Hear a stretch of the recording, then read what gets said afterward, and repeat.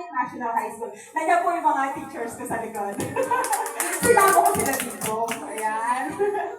So, pasensya na po. May first time po talagang mag-speak. Kasi, to be honest po, so medyo ano na pa ako na. Sino po, may mga estudyante po ba dito?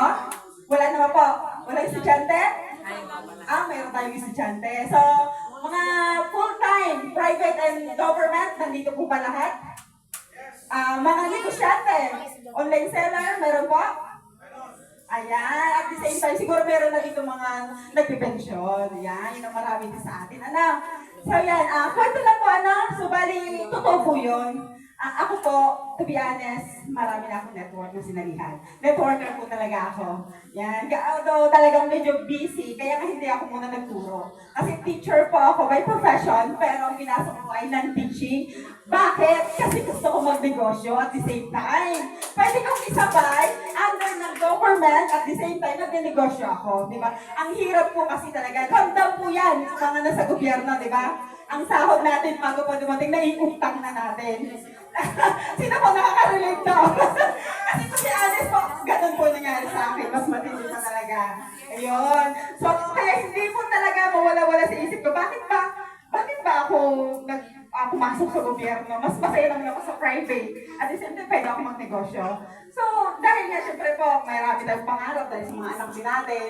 Yun po, pinasok ko po sa government. At the same time, hindi pa rin mawala-wala sa akin ang pagiging networker ko. Kahit anong iwas ko yan sa mga kasamahan ko dati, hinahanap pa rin talaga nila ako.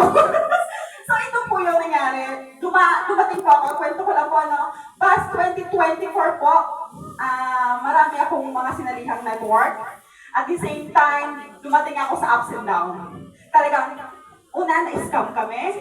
Talagang hindi ko nai-stress ako. Nagkaroon ng anxiety, na-stress ako. Kasi na-scam kami. Malaki din invest ko. May mga tao na ako. Kasi nag-leader din talaga ako. Pangalawa, nawala yung company. Hindi siya stable. Yung product hindi ganun siguro worth it talaga. Hindi ganun ito sa Diva. Ang nangyari, umigas na ako. Sabi, hindi, mag-direct selling na lang ako. Mag-focus na lang ako sa school. Okay na sa akin yun. Kasi, sweldo naman ako. Pag magbenta naman ako, direct selling, may 25%, di ba? Pag sa Econ, PC, o anong mga direct selling, di ba po? So, pinasok ko din yan.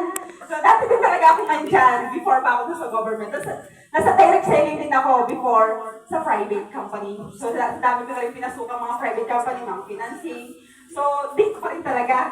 Pinabalik talaga ako sa networking business. At ito na nga po. Yan. Before po ako nakilala si Diva,